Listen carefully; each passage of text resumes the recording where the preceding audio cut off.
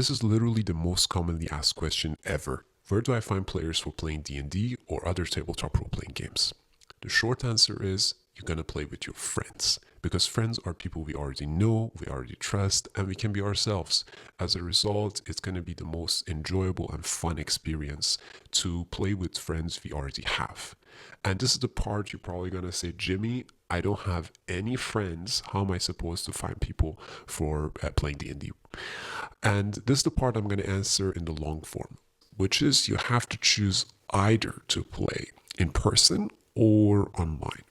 And since playing in person is my favorite, I'm going to answer that first. You don't need to really think big or complex for playing in person. Just look into your surrounding, your family members, your close friends, who might be interested in improv, in storytelling, in fantasy genre, in sci-fi maybe. Ask them, write to them, talk to them, and see if they would be interested to have a session with you. And then you can get things going from there. Maybe play a few sessions, maybe ask for friends of their friends to join, and really grow the group from that. Alternatively, this is different from city to city, but generally speaking, there are shops or stores or cafes that organize game nights. And if you show up there and introduce yourself, they might already have a game going and you could just join their games. If not, you can ask to organize your own game and just have a few peoples that are already going there, already regular there, joining also your game, and just start your own sessions. Or if they have it, just join their games. Another option is to look into groups. There are websites that allow you to create groups such as Meetup or Bumble groups. And what you can do is essentially to look if there is anything going on in your area. So see if there are events or if there are like any groups in your area. If not, just make a group in those applications, and then you can just gather with people and start.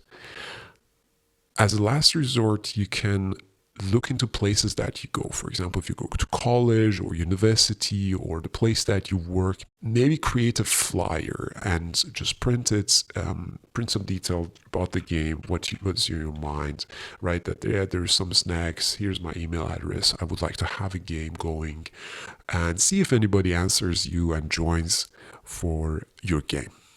If not, you are gonna play online.